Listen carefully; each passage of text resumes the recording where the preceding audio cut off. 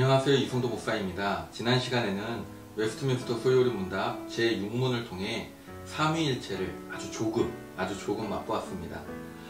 삼위 하나님은 권능과 영광이 동등하시고 영원히 공존하시지만 우리의 구원을 위하여 삼위 간의 구분이 존재합니다. 이것을 경륜적 삼위일체라는 용어로 지칭하기도 합니다.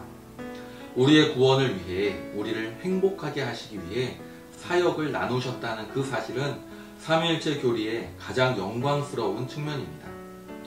제6문이 우리의 머리를 아프게 한다면 하나님의 작정을 다루는 제7문부터 12문은 우리의 마음에 정동을 일으키고 먹먹하게 합니다.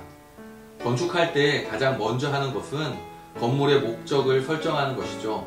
그리고 그 목적에 맞게 설계를 합니다. 설계의 기본 의미는 계획을 세움 또는 그 계획입니다.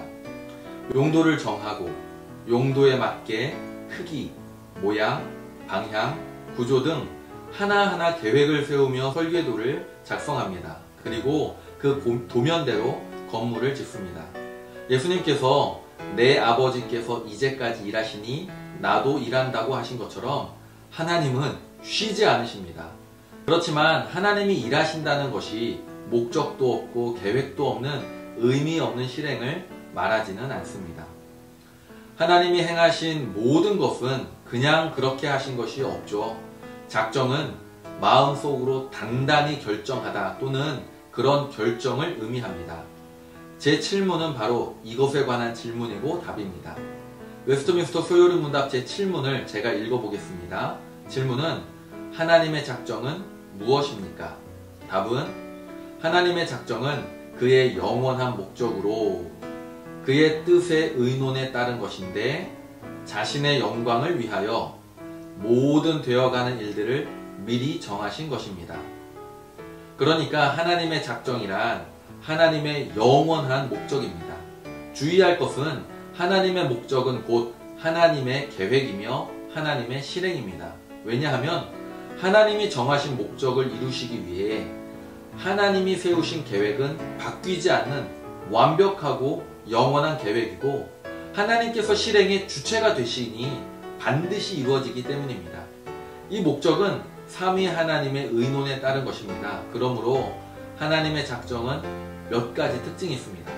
먼저 하나님의 작정은 삼위 하나님의 의논에 따른 하나님의 뜻이기에 그의 계획은 영원하고 미리 정하신 대로 변함이 없습니다. 다음으로 하나님은 전지성, 즉 신적 지혜의 기초였기 때문에 모든 것을 포괄하고 총체적입니다.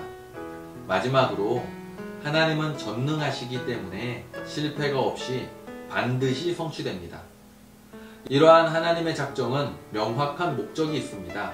그것은 하나님의 영광을 위해서입니다. 그리고 그 범위는 모든 일, 모든 것에 적용됩니다.